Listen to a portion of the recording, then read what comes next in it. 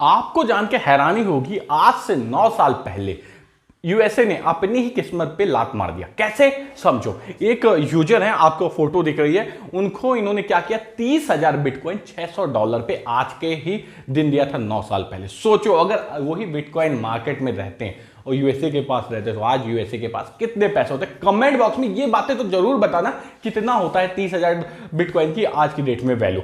चलिए detail discussion चालू करते हैं। आज 3 चीजें क्लियर करना बहुत ज्यादा जरूरी है। क्या बिटकॉइन ईटीएफ स्पॉट में आएगा, यूएसए गवर्नमेंट क्या चाहती है। दूसरी बात, बाइनेंस भाई 7.2 मिलियन से ट्रेड कर रहा है, लेकिन जर्मनी जैसे देश में उसको परमिशन नहीं मिल रही ट्रेड करने की, तो बाइनेंस का क्या होने वाला।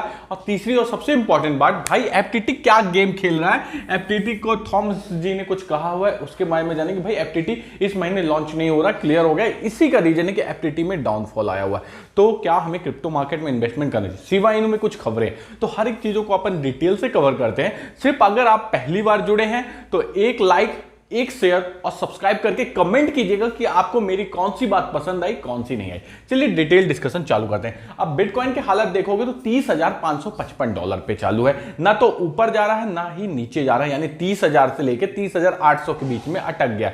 तो क्या हमें बीटीसी में एंट्री मारनी चाहिए? मैं कहूंगा थोड़ा रुकिए। बिटकॉइन ईटीएफ के लिए फ्रेडली ने और भैया किसने, ब्लैक रॉक ने क्या किया था, फाइल किया था, लेकिन एसईसी ने ये नहीं बोला कि हम नहीं करेंगे, ये बिल्कुल नहीं कहा। कई यूट्यूबर आपको बता रहे हैं कि अब ईटीएफ नहीं आएगा, ये होगा, ये सब नहीं। उन्होंने कहा इनएडुकेट है। जैसे कि आप एक नॉर्मल फॉर्म भरते हो, उसमें आपके नाम की स्पेलिंग गलत होगी तो क्या रिजेक्ट कर दिया जाता है कि आपके नाम की स्पेलिंग गलत है, दोबारा भरो फॉर्म, नाम की स्पेलिंग सही करके। यही चीजें हैं कि कुछ कमियां थी, उनको सुधारने को क्या कहा है, एसईसी ने कहा है फॉर्म को फाइल करने में। अब अगर बिटकॉइन ईटीएफ आ जाता है तो आपको यही बिटकॉइन आपको 70,000 80,000 में मिलेगा, और अगर नहीं आता है तो यही बिटकॉइन आपको 20,000 भी जाता हुआ दिखाई दे सकता है। इसलिए अगर आप फ्यूचर ट्रेड में ट्रेड करते हैं तो न्यूज को बहुत ज्यादा ध्यान दीजिएगा, क्योंकि न्यूज का ही इंपैक्ट पड़ेगा आपके किसमें, आपके फंड में। अगर न्यूज पॉजिटिव आई तो बिटकॉइन पंप गया, आपका लॉन्ग प्रॉफिट देगा, अगर नेगेटिव आई तो शॉर्ट से आपको प्रॉफिट कमाना है। प्रॉफिट आपको हर जगह से कमाना है।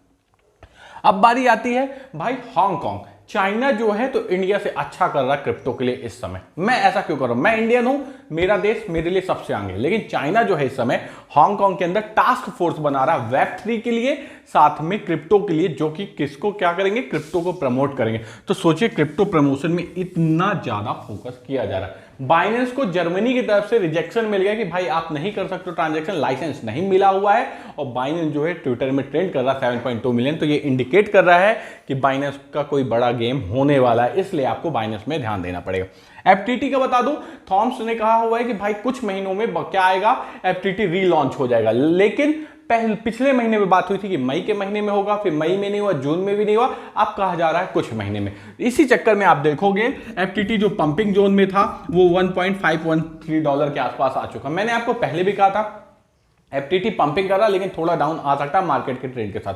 तो एफटीटी को आपको वेट करना है एफटीटी में आपको वेट करना है। एफटीटी आपको फिर से $1 के आसपास आता हुआ दिखाई दे सकता है। शिबा इनू, बिटकॉइन, इथेरियम से आप 600 से ज्यादा एरोप्लेन में उड़ सकते हो, ये बातें ध्यान रखना, क्योंकि शिबा या इनके थ्रू क्या होगा, अब 600 एरोप्लेन जो हैं तो सर्विस प्रोवाइड करेंगे कि आप इससे पेमेंट कर सकते हो। इससे शिबा इनू का यूज केस बढ़ेगा।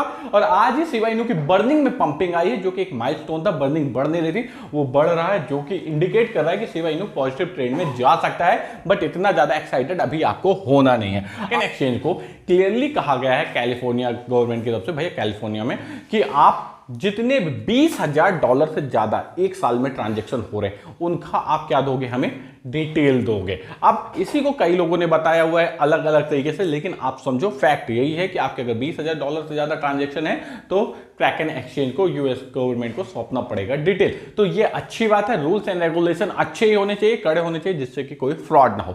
अब आपको कुछ चीजें बताता हूं। फ्लॉकी इनू में crypto.com में ट्रेड चालू हो गया, लेकिन आप अगर फ्लॉकी में ट्रेड करना चाहते हो तो अभी रुक जाओ। देखो लिस्टिंग होने के पहले तक क्या होता है, कोई भी कॉइन पंप करता है, लिस्टिंग होने के बाद डंप करता है। आप देखना फ्लॉकिनो को जाके थोड़ा बहुत डंपिंग आ गई होगी, इसलिए फ्लॉकिनो से अभी थोड़ा सा दूर रहना। उसके अलावा आपको अगर कोई भी क्वेश्चन है कमेंट बॉक्स में कमेंट करना, आपका भाई आपको सपोर्ट करेगा, रेगुलर अपडेट देता रहेगा। मिलते हैं नेक्स्ट वीडियो पे, bye bye, take care, thank you friends.